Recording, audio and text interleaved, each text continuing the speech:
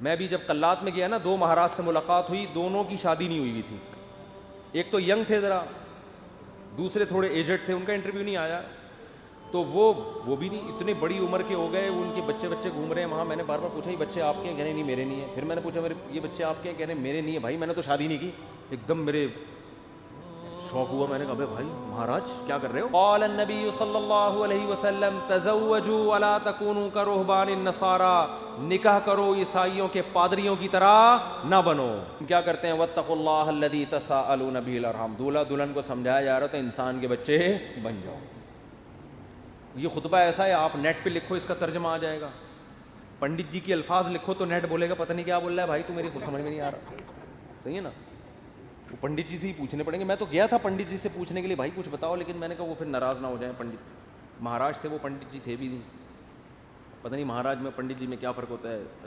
وہ ان کے مفتی اعظم ہوتے ہوں گے شاید پنڈت، اور مہاراج نارمل مولانا ہوتے ہوں گے، تو شاید یہ ہوتا ہو، واللہ عالم. خیر، پھر اللہ نے کیا فرمایا؟ دوسری آیت جو پڑھی جاتی ہے، یا ایھا الذین آمنوا اتقوا اللہ وقولوا قولا سدیدا. ایمان والو اللہ سے ڈرو اور ہمیشہ سیدھی سیدھی بات کیا کرو. کیا کیا کرو؟ یہ نہیں کہ سچی بات. قولوا قولا صادقا نہیں کہا اللہ نے، قولوا قولا سدیدا. سدیدا کا مطلب سیدھی سیدھی، ٹیڑھی میڑھی آڑے ترچھی نہیں چل باتیں نہیں کیا کرو. اس سے فائدہ کیا ہوگا؟ یصلح لکم اعمالکم، تمہارے اعمال کو درست کر دے گا. یہ میاں بیوی کو سمجھایا جا رہا ہوتا ہے کہ ابھی سے نا سیدھی بات کرنا سیکھو. ٹوپیاں گھمانا، شوہر بیوی کو ٹوپیاں، بیگم میاں کو، پوری زندگی کس پہ چلتی ہے؟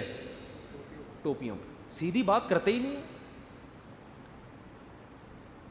سسرال سے الگ آڑی ترچھی باتیں، سسرال والے داماد سے الگ، بیٹی سے الگ. گھروں میں جو آگ لگتی ہے وہ سیدھی باتیں کرنے سے لگتی ہے، آڑی ترچھی باتیں کرنے سے. جھوٹ پلو گھماتے ہیں باتوں کو، صحیح بات ہی نہیں کرتے. تو اس سے کیا ہوتا ہے؟ اعمال خراب ہونا شروع ہو جاتے ہیں. جب آدمی کو پتہ ہوتا ہے نا مجھ سے کوئی پوچھے گا تو مجھے سچ بولنا پڑے گا، تو وہ کام ہی ایسا نہیں کرتا کہ جواب دہی ممکن نہ ہو اس کے لیے. تو یہ میاں بیوی کو تمیز سے نصیحت کی جاتی ہے. اور پھر حدیثیں پڑھی جاتی ہیں، النکاح من سنتی، نکاح میری سنت ہے. فمن رغب عن سنتی فلیس منی، جو میری سنت پہ نہیں چلے گا وہ مجھ سے نہیں ہوگا. دولہا کو حوصلہ افزائی کی، تو بیٹا زندگی میں پہلی دفعہ کوئی انسان ڈھنگ کا کام کر رہا ہے، تو نبی کی سنت کو بولتے کیوں نہیں بھائی، زندہ کر. اور اتفاق کی بات ہے دوسری شادی میں بھی یہی خطبہ ہے، تیسری میں بھی اور چوتھی میں بھی. کیا مطلب؟ دوسری میں بھی اس کو اپریشیٹ کیا جاتا ہے، سنت کر رہا ہے، تیسری میں بھی چوتھی میں بھی. سمجھتے؟ یہ ویسے ہی درمیان میں جنرل نالج کے لیے ایک بات آ گئی. میں آپ کو پتہ ہے اس ٹاپک پر آج کل بالکل بھی نہیں بولتا. تو آگے اللہ تعالیٰ کے آگے کیا حدیث میں جو خطبے میں پڑھا جاتا ہے؟ قال النبی صلی اللہ علیہ وسلم تزوجوا الودود الولود فانی مباہی بکم الامم. ایسی عورت سے نکاح کرو محبت کرے اور تمہیں اولاد زیادہ دے، میں قیامت کے دن تمہاری کثرت پہ فخر کروں گا. میاں بیوی کو سمجھایا جاتا ہے نسل مت روکنا، تمہارا ملاپ پائیدار، کامیاب، خوشیوں بھرا اور آخرت میں ترقی کا سبب جبھی ہو سکتا ہے جب تم دونوں اولاد کی کثرت چاہو. شروع میں ہی چاہتے ہیں کہ ہمارے اولاد نہ ہو، اس کی بھی نفی کی گئی. اور کیا پڑھا جاتا ہے خطبے میں؟ وقال النبی صلی اللہ علیہ وسلم تزوجوا ولا تکونوا کرہبان النصارى، نکاح کرو عیسائیوں کے پادریوں کی طرح نہ بنو. میں بھی جب قلات میں گیا نا، 2 مہاراج سے ملاقات ہوئی، دونوں کی شادی نہیں ہوئی تھی. ایک تو ینگ تھے ذرا، دوسرے تھوڑے ایجڈ تھے، ان کا انٹرویو نہیں آیا. تو وہ بھی نہیں، اتنے بڑی عمر کے ہو گئے، ان کے بچے گھوم رہے ہیں وہاں. میں نے بار بار پوچھا یہ بچے آپ کے ہیں؟ کہنے نہیں میرے نہیں ہیں. پھر میں نے پوچھا یہ بچے آپ کے ہیں؟ کہنے میرے نہیں ہیں. بھائی میں نے تو شادی نہیں کی.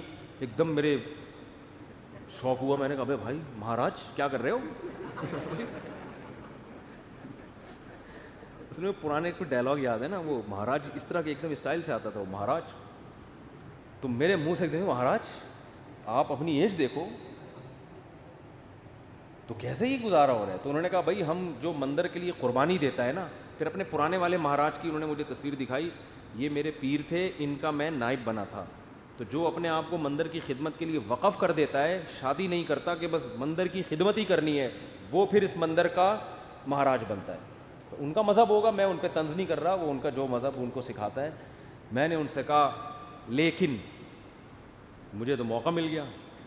میں نے کہا آپ کا مذہب آپ کو یہ کہتا ہے کہ آپ شادی نہ کریں, ہمارا مذہب ہمیں یہ کہتا ہے کہ مر رغب عن سنتی فلیس منی.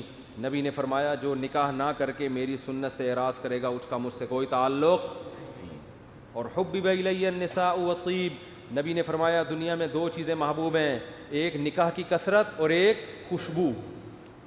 تو ہمارے نبی تو بالکل اس کے اپوزٹ چلے ہیں, بالکل اس کے برعکس. تو یہ نہیں کہ نکاح کرنا ہے, کثرت نکاح کی ترغیب ہے. میں نے کہا ہم تو رہبانیت کے بالکل اگینسٹ چلتے ہیں. تو مجھے اس وقت وہ حدیث سمجھ میں آئی کہ آپ عیسائی بھی یہ کرتے تھے, پادری, نکاح نہیں کرنا. تو ہمارے نبی نے فرمایا تم نے ان کو فالو نہیں کرنا, نہ ہم تو کثرت سے.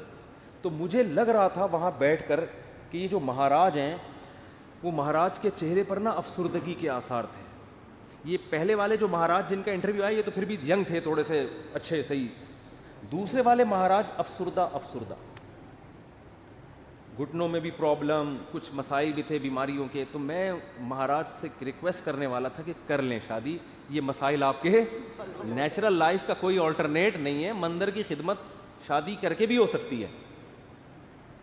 اب شادی کی ہوتی یہ بچے آپ کے ہوتے ہیں, یعنی اسی جیسے ان کو لگا دیتے مندر کی خدمت پہ. اگر آپ کا یہ نظریہ ہے, میں ترغیب نہیں دے رہا ہوں ان کو, کیا خیال ہے؟ جیسے ہمارے بیٹے ہیں تو میری خواہش ہے کہ یار وہ بیٹے عالم بنے, اللہ خواہش کو پورا کرے.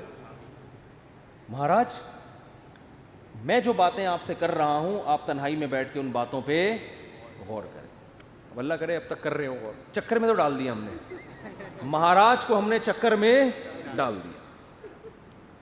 مہاراج اب بیٹھ رہا ہوگا یار مسئلہ کیا ہے, بات تو صحیح کی بندے نے, زندگی بھی برباد کر دی. پھر میں نے مہاراج سے بھی کہا, میں نے کہا یہ بھی دیکھ لینا کہ آخرت میں اس شادی نہ کرنے کا کوئی ثواب بھی ملے گا. ایسا نہ ہو کہ نہ یہاں کے رہے نہ وہاں کے رہے. قرآن کہتا ہے الذین ضل سعیہم فی الحیاۃ الدنیا وہم یحسبون انہم یحسنون صنعا. قرآن کے الفاظ ہیں. بھائی ہندو یہ نہ سمجھیں کہ میں تو اسلام کی بات کروں گا نا, آپ کا مذہب اگر یہ کہتا ہے تو ٹھیک ہے بھائی آپ اس کو فالو کریں, آپ کو نہیں سمجھ میں آ رہا تو ہم کیا کہہ سکتے ہیں. لیکن ہمارا جو مذہب ہے وہ ہمیں کیا کہہ رہا ہے, وہ یہ کہہ رہا ہے کہ الذین ضل سعیہم فی الحیاۃ الدنیا. کچھ لوگ دنیا میں ایسے ہیں کہ جن کی کوششیں برباد ہو جائیں گی دنیا میں, حالانکہ وہ یہ سمجھ رہے ہیں کہ وہ بہت اچھا کام کر رہے ہیں. دیکھو ایک آدمی غلط کام کر رہا ہوتا ہے, غلط کو غلط سمجھ کے, اس کو پتہ ہے بھائی چرس پینے کا آخرت میں کوئی ثواب ملے گا, اور چرسی کو امید بھی نہیں ہوتی. وہ کہہ رہا ہو یار مجھے پتہ ہے آخرت میں بربادی ہے لیکن اب مزے اڑا لوں تھوڑی دیر کے. ہیروئنچی کو پتہ ہے آخرت میں بربادی ہے مگر مزے اڑا لو. زانی کو پتہ ہے آخرت میں بربادی ہے مگر مزے اڑا لو. لیکن کچھ لوگ ایسے ہوتے ہیں جو بڑی محنت کر رہے ہوتے ہیں, اپنی حلال خواہشات کو بھی قربان کر رہے ہوتے ہیں, اور وہ سمجھ رہے ہوتے ہیں آخرت میں مل جائے گا بدلہ. اللہ کہتے ہیں نہ دنیا میں ملے گا اور نہ آخرت. کیونکہ پیپر جو اللہ نے بنایا ہے نا اس کو فوکس کرنا ہے آپ نے. پیپر فزکس کا ہے اور آپ ریاضی کے مشکل ترین سوالات لے کے بیٹھ گئے, اور جو فزکس کا آسان سوال تھا اس کا آپ اس کو حل نہیں کر رہے. کیمسٹری کا آسان سوال تھا پانی کا فارمولا کیا ہے, ہائیڈروجن ڈائی آکسائڈ ہے نا, یہ بہت آسان تھا. آپ کہہ رہے تو بہت آسان ہے یار یہ نہیں حل کرتا میں. مجھے اصل میں ایک فزکس کا ایک بڑی پیچیدہ ایکویشن ہے اس کو میں حل کر سکتا ہوں. اس کو بیٹھ کے آپ نے حل کرنا شروع کر دیا. عقل مند کہے گا بھائی تیرے سے جو پوچھا گیا ہے اس کو تو فوکس کر, جو سوال پوچھا نہیں جا رہا اس کا جواب کیوں دے رہا ہے. اب آپ جواب میں یہ کہیں یار دیکھو میری اتنی محنت کر کے میں نے فزکس کی اس ایکویشن کو حل کیا ہے, میں یہ سوچ بھی نہیں سکتا کہ ممتحن اور ایگزامینر میری اس محنت کو ضائع کر دے, یقیناً 100 نمبر دے گا. اس سے کیا ہے 100 نمبر تجھے ہائیڈروجن ڈائی آکسائڈ لکھ دیتا مل جاتا ہے. آپ کے اتنے آسان سوال کے 100 نمبر نہیں ہو سکتے. یہ دلیل صحیح ہوگی نہیں یاری بات میرا خیال ہے. او بھائی یہ دلیل بالکل غلط ہوگی کہ یہ نہیں دیکھا جاتا کہ سوال مشکل ہے یا آسان. ہم نے دیکھا نا یوٹیوب پہ ایک ہندو کرالنگ کرتا ہوا پتہ نہیں دلی سے یو پی جا رہا ہے یا کہاں جا رہا ہے, لیٹ کے کہہ رہا ہے بھائی یہ پتہ نہیں کون سے بھگوان ہے جس کی روح خوش ہو جائے گی اس سے. تو آپ محنت بہت کر رہے ہیں, اس کا رزلٹ کیا ہے؟ 0. نبی صلی اللہ علیہ وسلم کو اطلاع ملی نا کہ ایک پیدل حج کرنے جا رہا ہے کوئی, منت مانی ہوئی اور طاقت بھی نہیں تھی. آپ نے فرمایا اللہ کو اس کی ضرورت نہیں ہے کہ تم اپنے آپ کو اس مصیبت میں ڈالو, یہ تو تمہاری اپنی تمہاری وہ ہے نا. اگر آپ میں استطاعت نہیں اور آپ پیدل جا رہے ہیں حج کرنے کے لیے تو یہ وہ چیزیں ہیں جو آپ نے اپنے اوپر لازم کر لی ہیں. تبھی قرآن کہہ رہا ہے لا تحرموا طیبات ما احل اللہ لکم, جو پاکیزہ چیزیں اللہ نے حلال کر دی ان کو حرام مت کرو, اپنے اوپر خامخواہ کی پابندیاں مت لگاؤ. ان پابندیوں سے تم تو ڈپریشن میں جا سکتے ہو, صحت برباد کر سکتے ہو. یہ ہم سے امیدیں مت لگانا کہ آخر میں تمہیں آخرت میں اس کا اجر ملے گا. 0 نمبر ہوں گے تمہارے, بلکہ الٹا گناہ ہوگا.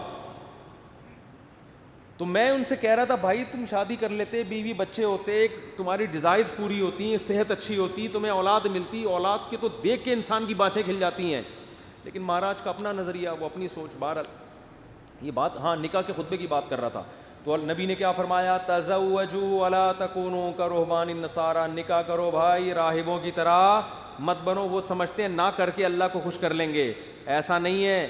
نکاح کرنے سے اگرچہ تمہاری خواہش پوری ہو رہی ہے, تمہاری ڈیزائرز پوری ہو رہی ہیں, تمہارے لیے ایک لذت کا سامان پیدا ہو رہا ہے, لیکن اس ڈیزائرز پوری کرنے سے اللہ ناراض نہیں ہوتا, بلکہ اللہ اور خوش ہوتا ہے. کیونکہ اللہ نے یہ رکھی اس لیے کہ تاکہ مرد عورت کے حقوق اٹھائے, ذمہ داریاں اٹھائے, اس کی اولاد کی تربیت کرے. اگر یہ ڈیزائرز پوری کرنے پر پابندی لگا دی جاتی, عورتوں کا بھی بیڑا غرق ہوتا اور تمہارا بھی, اور نسل بھی نہ بڑھتی جو اللہ چاہتا ہے. تو اب اصل جو میں ٹاپک کی طرف آتا ہوں, کتنا اچھا خطبہ ہے نا, یہ دولہا دلہن کو سمجھایا جا رہا ہے. وہ تو الگ بات ہے, دولہا دلہن خطبہ سنا اور پتلی گلی سے نکل گئی, پوچھتے ہی نہیں کہ مفتی صاحب کچھ ترجمہ کرا دو, کیا کہا تھا نصیحتیں. وہ تو ان کا اپنا ہیڈیک ہے نا, یہ اللہ کا قصور نہیں ہے, پوچھتے ہی نہیں, بس آ جاتے ہیں نادرا سے رجسٹرڈ ہو گیا. نادرا سے مفتی صاحب آپ نے کہا تھا 1 ہفتے کے اندر سرٹیفکیٹ مل جائے گا, وہ ولید سے رابطہ نہیں ہو رہا ہے, 1.5 ہفتہ ہو گیا ابھی تک. اس کی فکر ہوتی ہے بیوی میرے نام ہو جائے. میں ان سے کہتا ہوں دیکھو بیوی تمہاری ہو گئی ہے, نمبر پلیٹ ایشو ہو جائے گی تھوڑے دن. وہ ان کو فکر ہوتی ہے نا, ڈاکومنٹس نہیں بنے. میں نے کہا بھائی ابھی تمہارے نام رجسٹر بھی ہو جائے گی, فی الحال بیوی کے ماتھے پہ لگاؤ اپلائڈ فار رجسٹر. یعنی یہ بک ہو چکی ہے, اب اس سے کوئی اور شادی کی کوشش نہ کرے. یہ لکھ دو اس پہ, اگر بہت زیادہ آپ کو خطرہ ہے نا بھاگ نہ جائے, کہیں نہیں بھاگے گی انشاءاللہ. اور اگر سلوک اچھا نہیں ہے تو رجسٹر ہونے کے بعد بھی بھاگ جائے گی, ہوتا ہے ایسا. تو وہ نادرہ کے کاغذ لے کے گھومتے رہو گے. جیسے میں اب تک وہ ٹھپے لے کے, سبزی والا جو پیسے لے کے بھاگا ہے نا, اس کے انگوٹھے لے کے 6 سال تک گھومتا رہا میں.